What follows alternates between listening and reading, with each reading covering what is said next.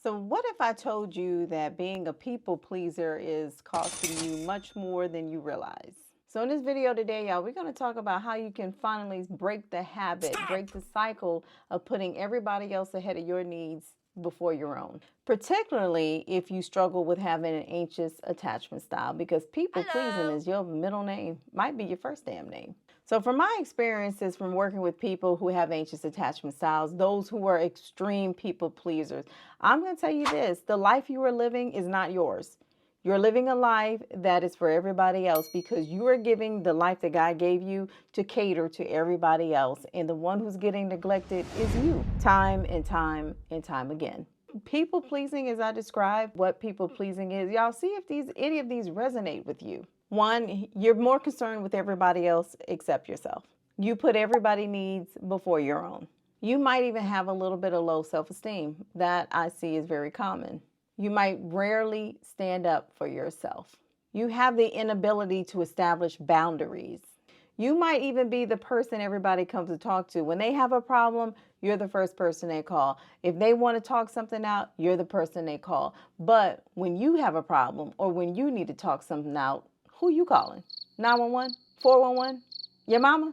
You're so accommodating to other people that you neglect yourself. People pleasing does not mean, oh, I'm just a nice person. Well, I'm a nice person, I would think. I don't think I'm a mean person, but I do think I'm a nice person. But I'd be damned if I put your needs and everybody else's needs way ahead of my own. Now, there's a time and a place when you might have to do that, especially if you are a parent.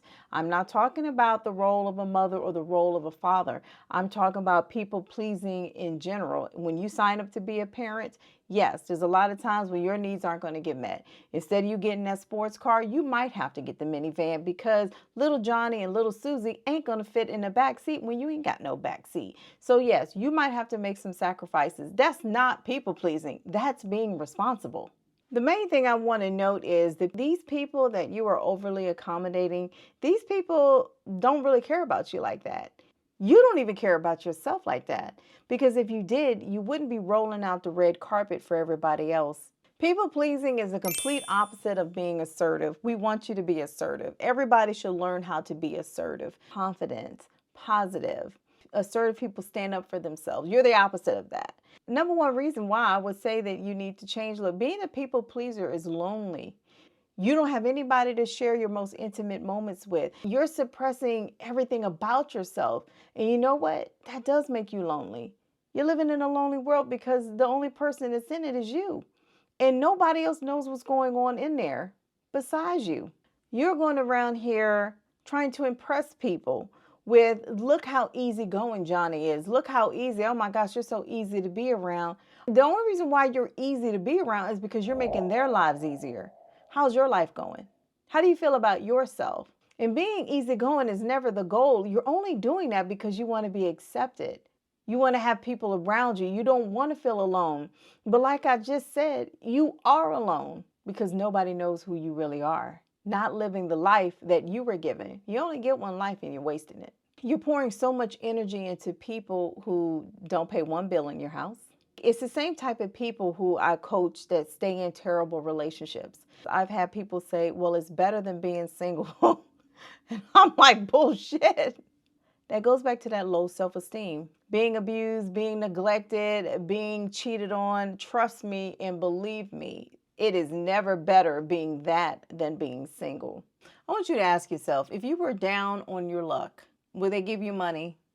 If you lost or had to bury your parents, would they come to the funeral? Would they be there to support you? If you were to share your goal or your vision, would they be your number one cheerleader? People can use you for your energy, your time, or your money. I know there have been many people that tried to use my positive energy. When they were feeling down, I would hear from them. It just make me laugh. Like I'm a damn comedian. My name is not Kevin Hart. So what are you supposed to do about all this? One, you're going to have to start recognizing who really is in your corner. Who legit calls to check up on you. And even if that is your mama or your auntie that's 85 years old that still buys you socks for Christmas, you need to recognize who is really for you. Use some discernment. Pay attention to who cheers for you when you win, who don't clap for you at all. This is how I was able to say, you know what, they just here to use my energy. I had to cut those people off. What you need to first do is eliminate those energy vampires. People cannot keep stealing from you. I don't even know if I want to call it stealing because you're legit giving it to them. I want you to see the whole picture. The whole picture is it's okay to do things by yourself. And that's the biggest thing. The same night that they were dragging you to a rock concert to see a band that you could give two shits about is the same night your favorite rapper came into town. You're missing out on the one opportunity that your favorite artist is in town. One, I always tell people, you got to learn how to do things by yourself. You have to get to a place in your mind that I would rather go out here by myself doing the things that I love to do than with a group of doing things that I don't even feel like doing. Because until you become comfortable with doing things on your own, you're never going to meet other people who also enjoy doing things that you enjoy doing. I went to a concert by myself. Last year, I went to 50 Cent. Yes, I did. I went to see 50 Cent by myself. I had a good time. I originally had 2 tickets. I didn't want to ask my girlfriend or my partner, y'all, to go out with me on a Tuesday night. Go shorty, it's your birthday. As soon as 50 did that song, y'all, I was boop, boop, boop, back to my car. And you know what? I would choose that over anything in the world than to be going somewhere where I was just tagging along, being the background dancer to somebody else's life. No, because I want to live my life. You're wasting time by not doing the things you want to do. And I promise you, if you go out here and do the things that bring you joy, spark your interest, you will start meeting people who also like to do the things that you like to do. A lot of y'all I know don't even speak up because you're scared of conflict. And if you're in a relationship and you're going along with everything your partner wants to do and say just because you don't want to have conflict, you will never have intimacy. There is no growth. There is no intimacy without conflict. I'm not saying beefing and fighting and arguing. You have to learn how to have healthy disagreements. Having your own opinion and then talking it out, and then, hey, and it could be agree to disagree, and that's fine. But only in those moments will you build intimacy. If you're just going along the ride in your relationship because you're scared to rock the boat, you will never have true love. You will never have those intimate moments because you might as well be your partner's shadow, and you're not contributing to the relationship, and the relationship is not contributing to you. You're just at the end of the day scared to be alone. There's power in solitude. There's no power in feeling like a victim. Stop giving your power to everybody else who don't even freaking matter. How long are we going to put everybody else's needs ahead of ours? How long are we going to be walking on eggshells because we're scared to offend somebody? Now, I'm big into learn how to bring up disagreements. Proper time, proper place. Speak your voice. You have a voice. Speak it. It's okay to disagree.